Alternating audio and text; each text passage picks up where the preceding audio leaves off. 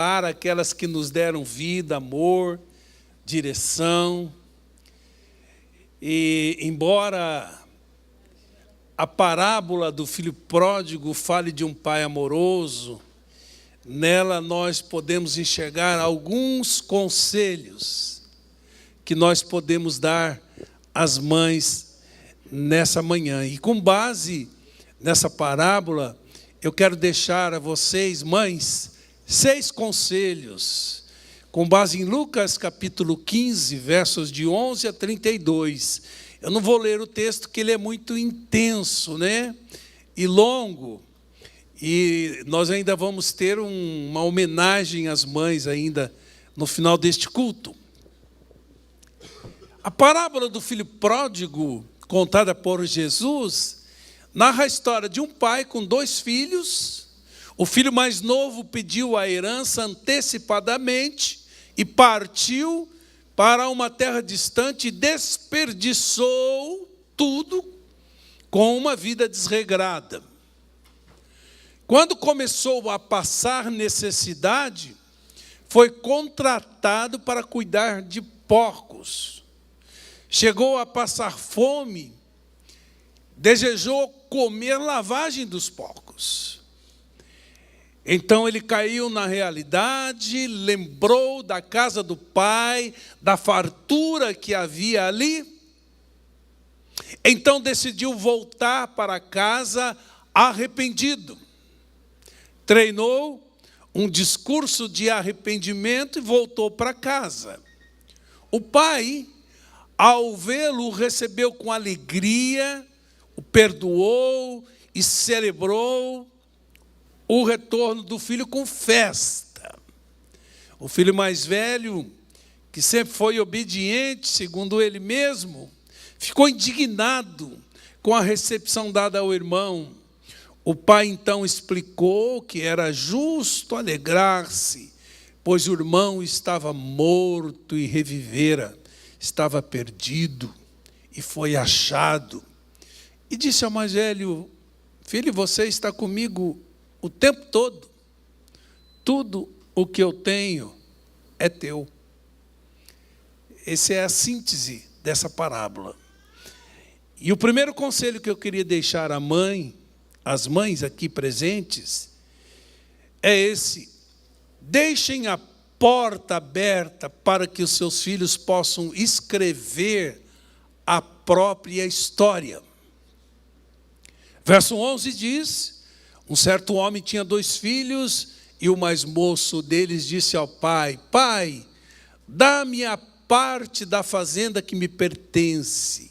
E o pai simplesmente repartiu por eles a fazenda, sem objeção.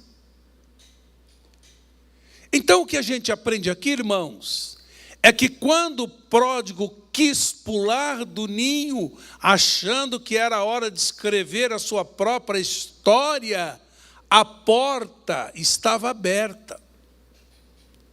É interessante observar que não há insistência por parte do pai para que ele fique. Agora era a hora de testar as asas. Isso me faz lembrar a águia que destrói o ninho e empurra os filhotes para fora, deixando que eles experimentem uma queda livre. E no momento certo ela faz a intervenção e assim ele vai aprendendo a voar. Assim também, irmãos, chega um momento na vida dos filhos em que começam a escrever a própria história e a gente fica com aquela sensação de que não podemos fazer mais nada a não ser orar e orientar se formos solicitados. E nesse momento, ele está entregue ao arbítrio e fará a sua escolha. O que você poderia ter feito, você fez. Educou, ensinou, deu exemplo, intercedeu. Agora ele está entregue nas mãos de Deus. Por que a águia empurra o filhote para fora sem medo de que aconteça algo com ele. Porque ela sabe que o seu filhote está carregando o seu DNA. E filho de águia voa. Eu sei que muitas mães já choraram em silêncio por verem seus filhos se afastarem de casa, se afastarem da fé, se afastarem dos bons caminhos ou dos caminhos do Senhor. Mas mães, descansem, relaxem.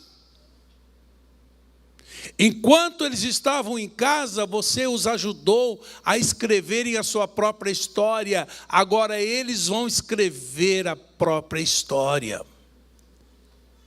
Eles carregam o exemplo, os valores, as orientações recebidas em casa.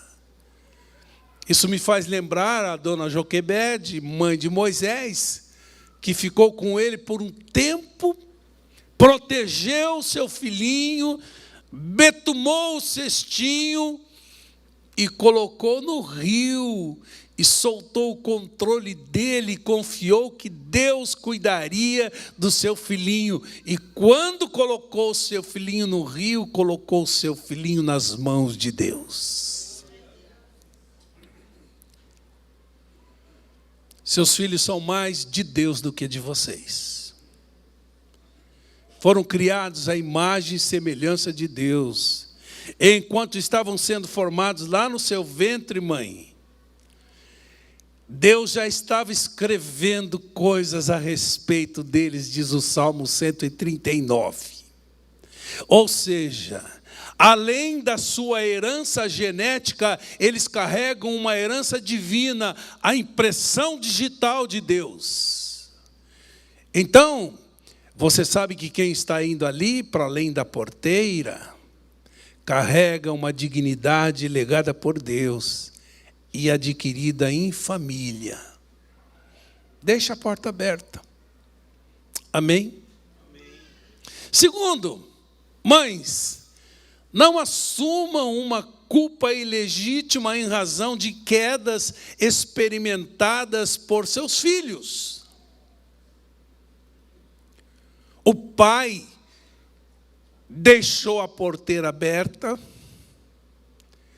o filho escolheu viver dissolutamente longe de casa. Trata-se de uma escolha.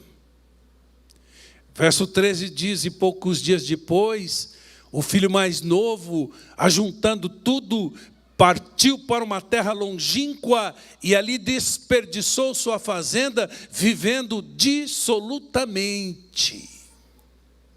Ele poderia ter se dado bem, mas fez escolhas equivocadas e se deu mal, desperdiçando a sua herança. E como se não bastasse, também enfrentou uma conjuntura desfavorável, porque o verso 14 diz: e havendo ele gastado tudo, houve naquela terra uma grande fome e começou a padecer necessidade. Queridos, essa parábola acaba com aquela avaliação pontual que sempre culpa os pais pela queda dos filhos, porque não considera as variáveis que envolvem a vida deles, especialmente as suas escolhas. Porque pense no seguinte: se Jesus está querendo que o pai do pródigo seja a representação de Deus, poderíamos perguntar: mas o que esse pai fez de errado? Não havia nada de errado na casa do pai? Tanto que quando o pródigo caiu em si, ele admitiu que na casa do pai todos eram tratados com dignidade. Verso 17 diz: e caindo em si disse: quantos trabalhadores do meu pai têm abundância de pão, e eu aqui pereço de fome. Nada de errado com aquela casa. Esse filho carregava boas lembranças da casa do pai. Queridos, nem sempre os filhos se perdem por conta dos pais. Mãe, você não é totalmente responsável pelo futuro dos seus filhos, porque eles fazem suas escolhas e são responsáveis por elas. E isso é tão verdade que nas Escrituras você encontra filhos ruins de pais bons e filhos bons de pais ruins. Eu digo isso porque muitos filhos ficam justificando comportamentos e atitudes, colocando tudo na conta do pai e da mãe, e a gente sabe que isso nem sempre reflete a verdade, a justiça. Por isso eu quero dizer para você hoje, mãe, você não precisa necessariamente ouvir dos seus filhos que você foi ou é uma boa mãe para de fato crer que você foi ou é uma boa mãe. Sabe por quê? Porque na narrativa deles pode haver ingratidão, injustiça, imaturidade, rebelião, como foi o caso do filho mais velho dessa parábola. Sem contar que por melhor que se faça, vamos errar, porque não somos perfeitos. E isso também vale para os nossos filhos, eles também não são perfeitos e vão errar. Terceiro, deixem claro para os seus filhos que há regras, há limites em sua casa e que enquanto estiverem nela, não poderão viver como querem. Quando o pródigo quis viver a vida que desejou viver, ele precisou sair da casa do pai e seguir a vida por sua conta e risco.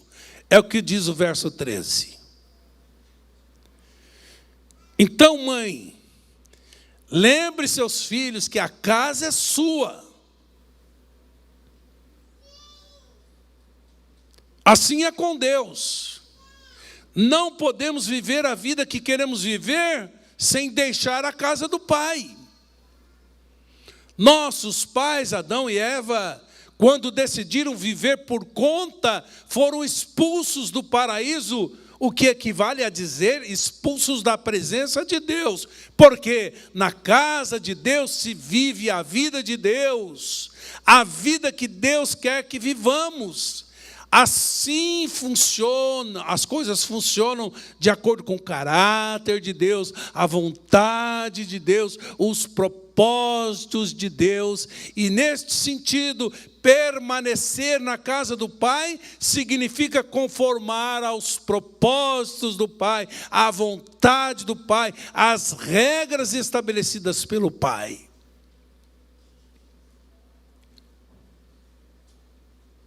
Os filhos não podem viver na casa ignorando pai e mãe, como se pai e mãe não existissem. Eles precisam saber que sua casa não é hotel. E aqui estamos falando de regras, de ordens, de rédeas, de limites. Não pense que você será uma boa mãe se os seus filhos, se não negar nada aos seus filhos, se poupar os seus filhos das consequências dos limites transgredidos. Há mães que os filhos fazem a sujeira e elas vão limpando atrás. Às vezes são cúmplices no erro dos filhos, quando saem em defesa deles, mesmo quando estão errados. Ao estabelecer limites aos seus filhos, vocês estão protegendo os seus filhos. Porque os limites fazem parte da construção do caráter, da personalidade, do desenvolvimento emocional.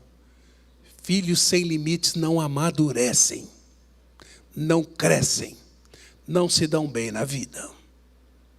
Os filhos podem e devem ser amigos dos pais. Amém.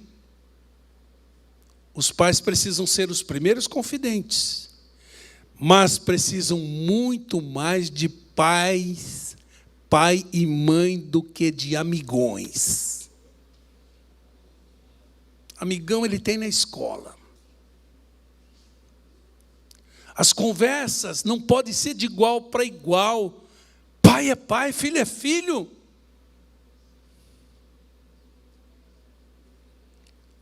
Esse é um princípio de autoridade que rege a família. Por isso, pai e mãe precisam deixar seus posicionamentos claros. Os pais não podem se tornar reféns dos seus filhos. Eles precisam exercer autoridade sobre os seus filhos, enquanto eles estiverem sob sua mentoria. Lembrei de Eli, não é? Que contemporaneizando ali tudo, agradando os filhos, fazendo vistas grossas para o que fazia, os erros dele, tudo, desagradou a Deus. Agradou os filhos, desagradou a Deus e foi disciplinado por Deus, porque não exerceu sua autoridade quando deveria. Pode imaginar o que acontece num lar onde não há regras, não há limites, não há disciplina, não há posicionamento claro por parte dos pais, como crescem esses filhos? Pense nisso. Quarto lugar, pratiquem a espera ativa e a iniciativa passiva. Vou explicar, tá bom, irmãos? Aqui nós estamos num tempo de explicar as coisas. O que eu quero dizer com isso? Que a porteira que fica aberta caso o filho deseje sair, é a mesma que fica aberta caso ele queira voltar.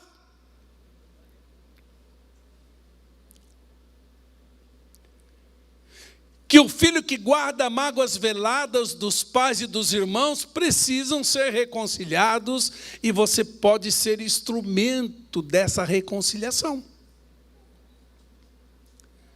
A espera do filho pródigo é ativa. 3 parábolas são contadas por Jesus em Lucas 15 para passar o mesmo princípio, que fala de expectativa de encontro.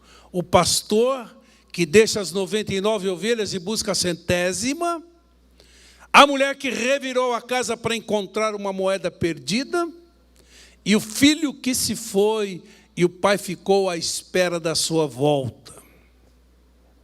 Então, a espera do filho pródigo é ativa, porque com a menor sinalização do desejo de voltar, o pai saiu correndo ao seu encontro. Ou seja, essa não é uma espera displicente, distraída, indiferente, desavisada. Não. Ela é ativa, ela é ansiosa, ela é desejosa da volta. Verso 20 diz: e levantando-se, foi para o seu pai, e quando ainda estava longe, viu seu pai, e se moveu de íntima compaixão, e correndo, lançou-se-lhe ao pescoço e o beijou.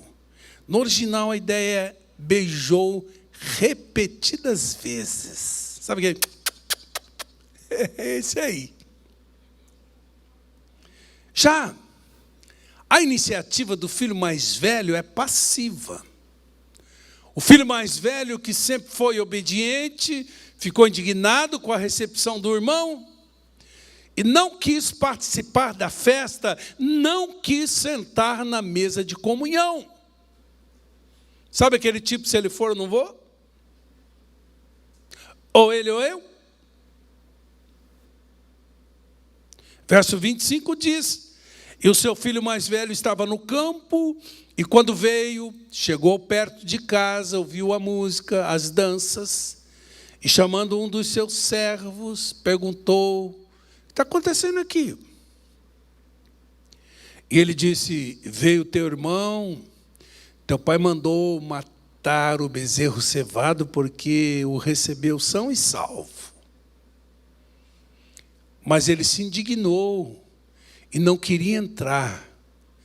E saindo o pai, instava com ele. Veja o que aconteceu, irmãos. Quando o pai percebeu o filho mais velho ressentido com ele e com o irmão, por isso não estava querendo entrar na festa, o pai não fica lá dentro dizendo: se ele quiser que venha, se não quiser, paciência, problema dele. Não. Ele abre o diálogo e ouve as razões do filho. Verso 29, mas respondendo, ele respondeu dizendo: eis que te sirvo há tantos anos, sem nunca transgredir o teu mandamento, e nunca me deste um cabrito para me alegrar com os meus amigos. Há ressentimento aqui, não há, irmãos? E ele está dando oportunidade. Vindo, porém, esse teu filho, já não é irmão dele, que desperdiçou tua fazenda com as meretrizes, ele aumentou isso aqui. Porque lá no início do texto não tem meretriz em lugar nenhum. Mataste-lhe o bezerro cevado. E foi apresentando suas razões. E o pai falou: eu também tenho minhas razões, gostaria de apresentar. E foi tentando constranger o filho com seu amor. Porque veja o diálogo. Verso 31, ele diz: filho, tu sempre estás comigo, todas as minhas coisas são tuas. Quer dizer, ele estava morrendo de sede em cima da fonte. Ele era filho, enxergava-se como escravo. Mas era justo alegrarmos-nos e regozijarmos-nos, porque este teu irmão é teu irmão, lembra? Estava morto e reviveu, tinha se perdido e foi achado. O pai então explicou que era justo alegrar-se, pois o irmão estava morto. E reforçou: tudo o que eu tenho é teu. Esse pai está tentando o quê, irmãos? Restaurar a harmonia do seu lar. Esse é o papel dos pais. Então, mães, façam festa com o retorno daquele que foi. E não se acomodem se há filhos fora da festa. Sejam pontes entre os filhos, mediadoras da paz do seu lar. Digo isso porque há muitos pais e mães acomodados, tendo seus filhos fora da festa, longe da mesa de comunhão. Mas, irmãos, quando o filho não está à mesa, a mesa está incompleta. Então, conquiste o coração daquele que está fora da festa. Porque quem se divorcia das suas raízes não está nada bem. Então, saia da festa e diga: filho, filha, eu quero que você entre. Você está fazendo falta. E sem essa de dizer para o filho que está se desculpando de não poder estar presente: se der tudo bem, filhinho, se não der tudo bem, mamãe compreende, depois fica chorando pelos cantos. Não. Diga: faço questão que você venha. Amém? Amém. Último lugar. Será que é o último? Nunca sei. Tratem todos os seus filhos como favoritos. como prediletos. Quem é mais importante para o pai? Quem saiu, sofreu, se arrependeu, voltou? Ou quem ficou, mas não quis se alegrar com a volta de quem foi? Você acha que esse pai agiu com favoritismo? Para o pai, ambos são tratados com a mesma dignidade. Se o mais velho tivesse ido e voltasse, teria perdão. Quem ficou ignorando a dignidade e o direito de filho tem o direito de reconciliação. Quem foi, quebrou a cara, voltou, tem o direito de perdão. Então, mãe, se você quer ver seus filhos unidos e sentados à mesa, especialmente em ocasiões especiais como a de hoje, pare de comparar um filho com o outro. Pare de jogar um filho contra o outro. Pare de dizer quem é melhor, quem é mais bonito, quem é mais inteligente, quem é mais amoroso, quem é o mais organizado, o mais bem-sucedido. Pare com essa conversa. Critérios de comparação não fazem bem. Agora, tratá-los sem favoritismo não significa tratá-los como iguais, porque eles não são iguais. Por exemplo, dependendo da idade deles, a disciplina pode ser a vara, pode ser um castigo, pode ser um olhar de reprovação, as coisas mudam com a idade. E dependendo também do momento de cada um, o foco será estabelecido. Perguntado a uma mãe de que filho ela gostava mais, ela respondeu: do pequeno até que cresça, do enfermo até que sare, do distante até que volte. O foco varia. E eu pergunto para você, quais as consequências que um favoritismo entre filhos pode produzir? Talvez você tenha sentido isso na sua própria pele. Agora sim, último lugar. Último lugar. Mães, falem menos. Amem mais. Comecem a demonstrar seu amor sem palavras. É interessante observar que nessa parábola não há sermões longos para os filhos. Quando o mais novo voltou, o pai não ficou dizendo: não disse, você ia quebrar a cara, não falei. Não tem essa história. Ele simplesmente correu ao encontro, abraçou, beijou, vestiu com a melhor roupa, colocou o anel no dedo, calçou os pés com a sandália e promoveu uma churrascada oriental. É o que diz o verso 20, 22 e 23. É só amor. Não tem discurso. Não tem sermão.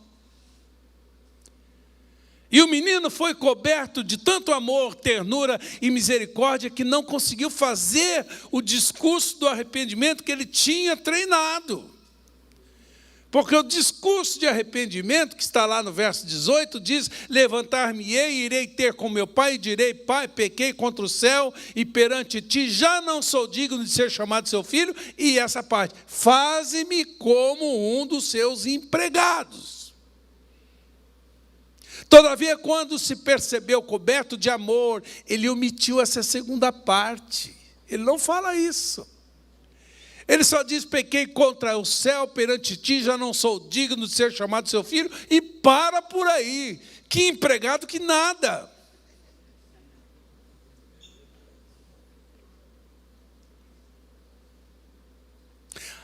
Ao filho mais velho, Ele poderia dizer: que vergonha, você julgando o seu irmão, se achando melhor do que ele. Quem é você?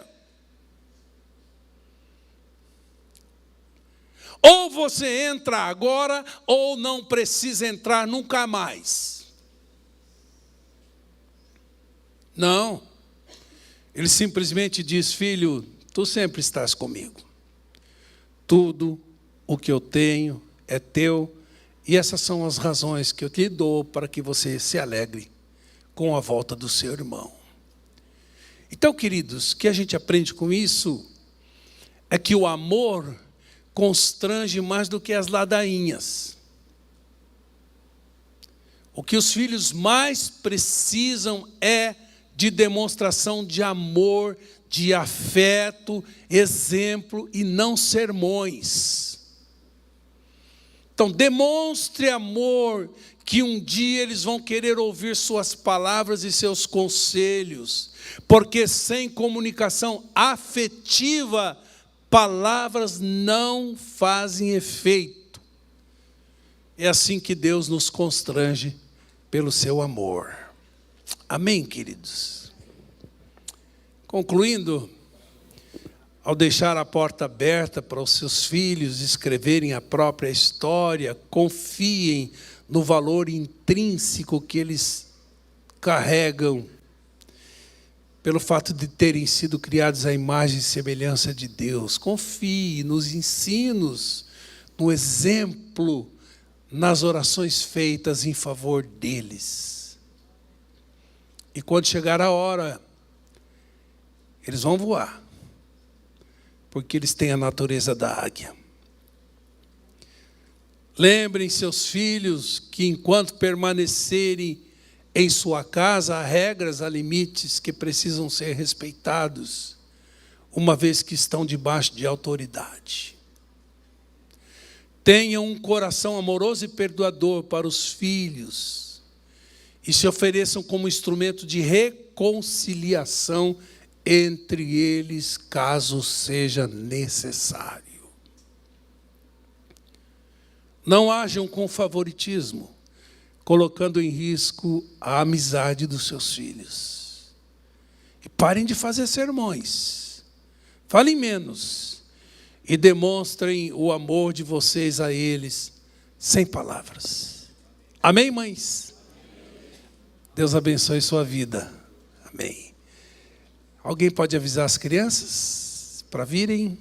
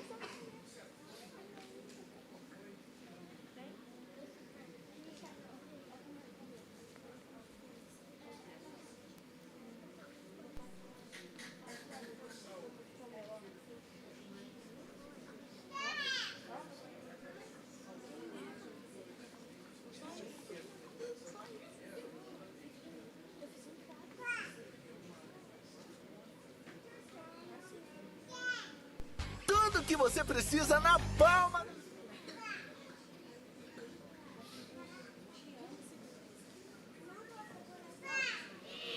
Essa canção é para a mamãe.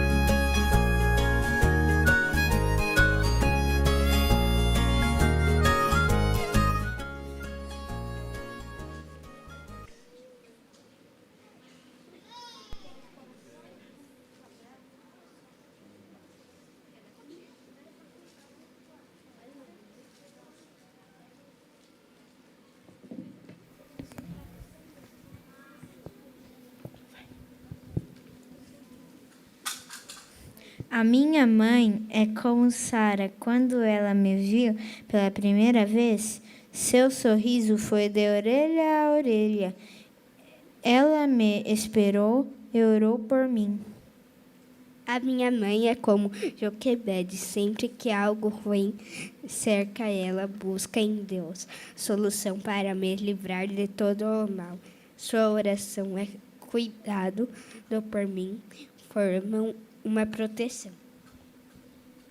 A minha mãe é como Ana. Ela orou por mim antes mesmo de eu nascer e me entregou a Deus para que eu pudesse viver os planos dele. A minha mãe é como Maria. Eu não fui planejado por ela, mas eu estava nos planos de Deus. Seu amor por mim é incondicional e sou bênção na vida dela.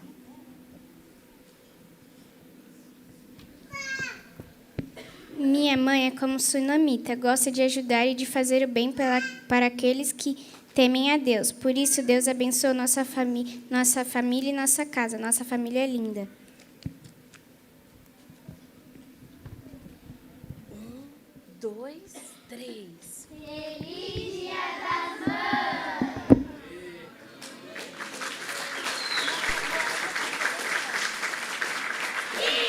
Essa canção é para a mamãe.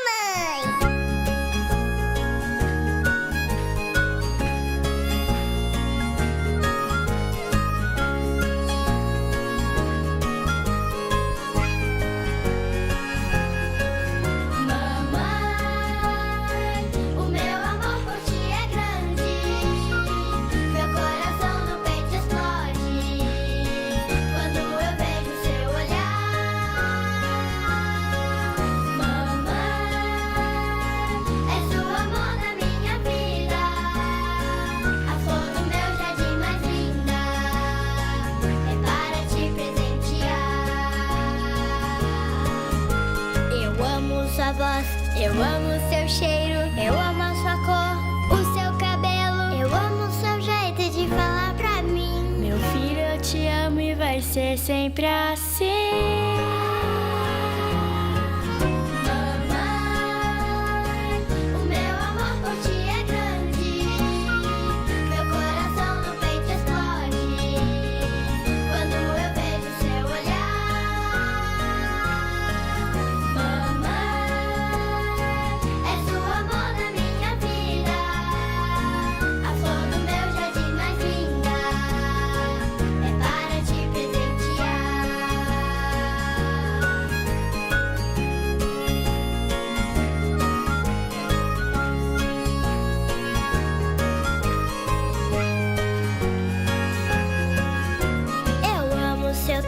Eu amo o seu beijo, amo o seu cuidado, o seu tempero. Se eu caio, eu tropeço, vem me segurar. Meu filho, eu te amo e de ti eu sempre vou cuidar.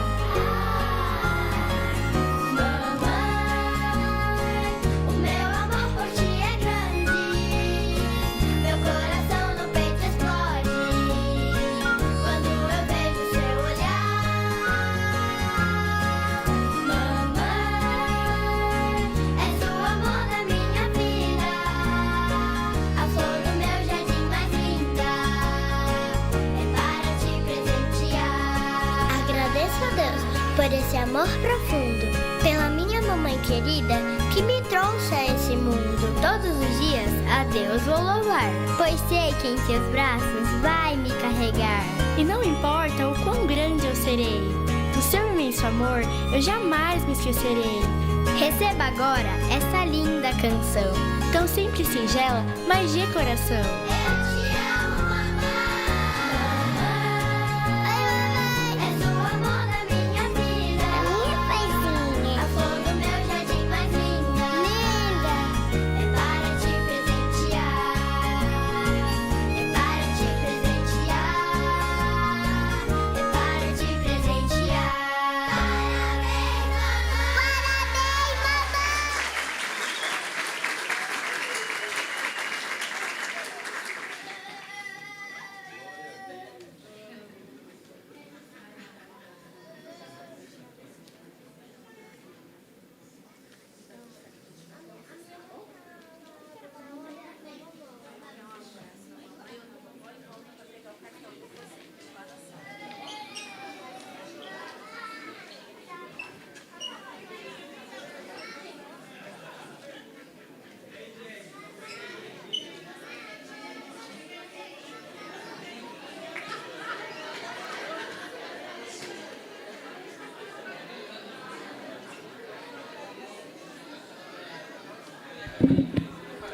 Nós queremos desejar um feliz Dia das Mães a todas as mamães, todas as vovós, e que o Senhor abençoe o dia de hoje, que vocês tenham um dia especial e que recebam com muito carinho essa singela homenagem das crianças.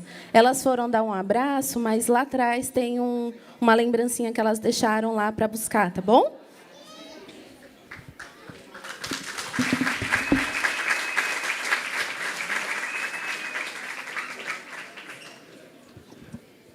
Amém. Vamos fazer uma oração pelas mães. Queria que as mães viessem aqui para o altar.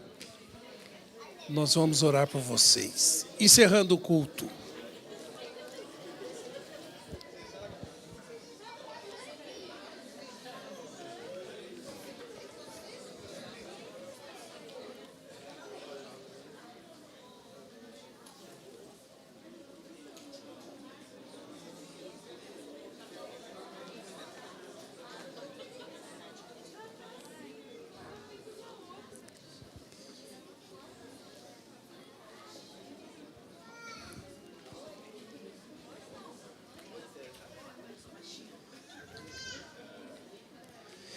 A Rebequinha está aqui na frente, é? Então tem que vir a Amanda, a Elis. Elis não está aqui hoje, né?